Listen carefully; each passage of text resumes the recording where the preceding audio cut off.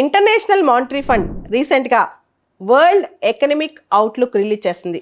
దానిలో year world economy 3.2% grow అవనున్నట్లు ప్రకటించింది. Medium టర్మ్లో ప్రపంచ ఆర్థిక వ్యవస్థ అంత గొప్పగా గ్రో అవ్వలేకపోయినా లాస్ట్ ఇయర్తో కంపేర్ చేస్తే కొంత బెటర్గానే ఉండబోతుందని చెప్పి IMF తెలిపింది.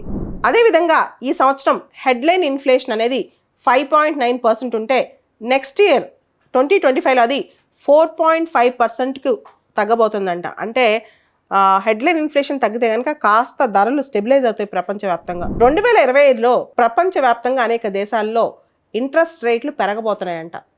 ఇది కూడా IMF ఇండైరెక్ట్గా సూచించింది. ఇన్ఫ్లేషన్ తగ్గించడానికి బ్యాంకులు వడ్డీ రేట్లు పెంచుతున్నాయంట. ఈ విధంగా ప్రపంచంలో రకరకాల సెంట్రల్ బ్యాంక్స్ నిర్ణయం తీసుకోబోతున్నాయంట. కాబట్టి వడ్డీ రేట్లు నెక్స్ట్ ఇయర్ పెరగబోతున్నాయి అంటే మనం కాస్త ఆలోచించాల్సిందే. ఇన్ఫ్లేషన్ తగ్గుతున్నప్పటికీ బ్యాంక్ రేట్స్, ఇంట్రెస్ట్ రేట్స్ మాత్రం నెక్స్ట్ ఇయర్ కొంత పెరగబోతున్నాయంట. ఆ విధంగా ప్రపంచంలోని అనేక సెంట్రల్ బ్యాంకులు నిర్ణయం తీసుకోబోతున్నాయంట.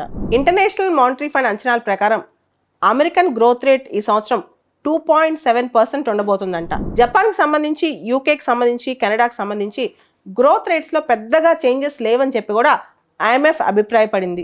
ఈ సంవత్సరం భారతదేశం యొక్క ఆర్థిక వ్యవస్థ వృద్ధికి సంబంధించి IMF ఎక్స్పెక్టేషన్ ఏంటంటే 6.8% గ్రోత్.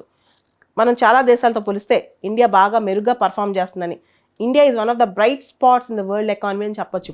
IMF ప్రకారం ఇండియాలో వర్కింగ్ ఏజ్ పాపులేషన్ బాగుంది, డొమెస్టిక్ డిమాండ్ కూడా బాగా గ్రో అవుతుంది. దానివల్ల భారతదేశం యొక్క ఆర్థిక వ్యవస్థ ఈ సంవత్సరం బాగుంటుందని చెప్పి కూడా IMF అభిప్రాయపడుతోంది. రష్యా ఆర్థిక వ్యవస్థ యొక్క గ్రోత్ రేట్స్ ఈ సంవత్సరం 3.2% ఉండొచ్చు అని చెప్పి IMF తెలిపింది. లాటిన్ అమెరికా యొక్క గ్రోత్ రేట్స్ అరౌండ్ 2% కన్నా కొంచెం ఎక్కువ ఉంటాయని, సబ్ సహారన్ ఆఫ్రికాలో గ్రోత్ రేట్స్ 3.8% ఉన్నాయని చెప్పి కూడా IMF చెప్పింది. వరల్డ్ ఎకనమిక్ అవుట్లుక్ ఎవరు రిలీజ్ చేస్తారు అనే ప్రశ్న 2014 UPSC ప్రిలిమ్స్లో వచ్చింది. IMF దానికి ఆన్సరు. ఈ క్వశ్చన్ మనకి 2014 ప్రిలిమ్స్లో మీరు చూసుకోవచ్చు.